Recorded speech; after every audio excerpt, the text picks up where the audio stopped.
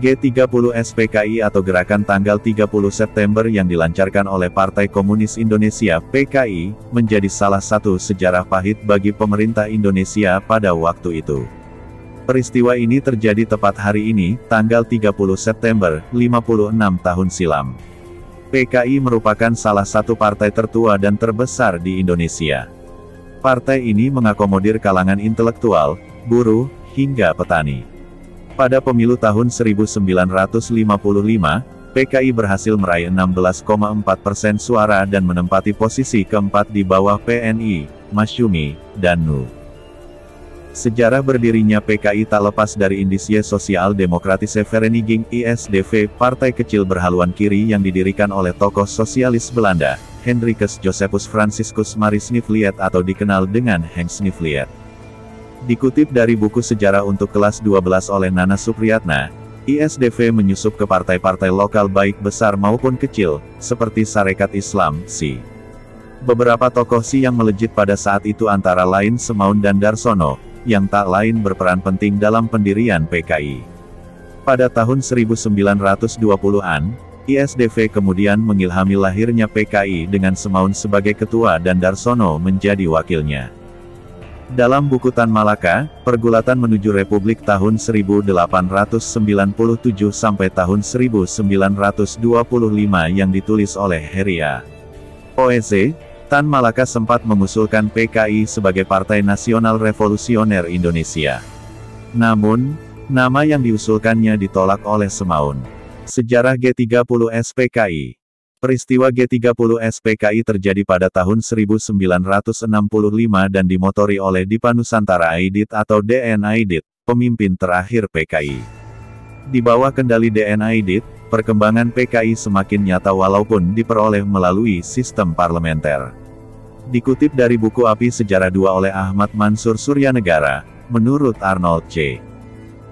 Bregman, DN Aidit mendukung konsep Khrushchev, yakni, "If everything depends on the communists, we will follow the peaceful way." Bila segalanya bergantung pada komunis, kita harus mengikuti dengan cara perdamaian.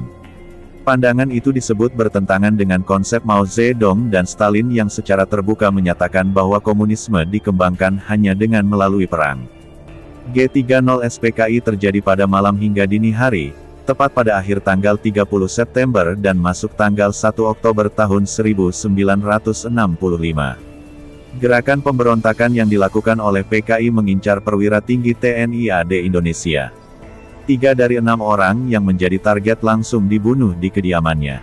Sedangkan lainnya diculik dan dibawa menuju lubang buaya.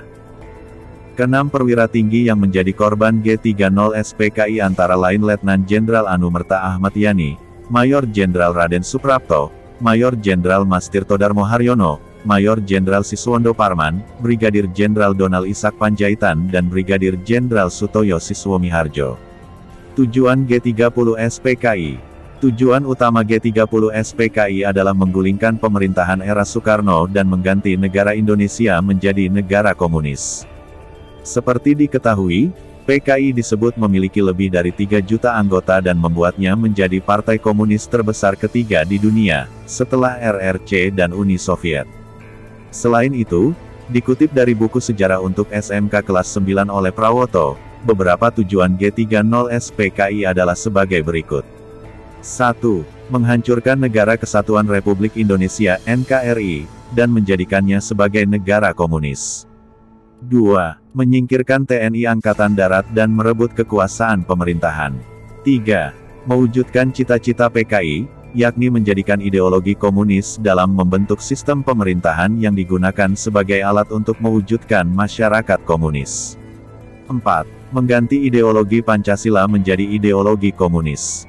5. Kudeta yang dilakukan kepada Presiden Soekarno tak lepas dari rangkaian kegiatan komunisme internasional. Kronologi G30 SPKI. Tindakan dan penyebarluasan ideologi komunis yang dilakukan oleh PKI menimbulkan kecurigaan dari kelompok anti-komunis. Tindakan tersebut juga mempertinggi persaingan antara elit politik nasional.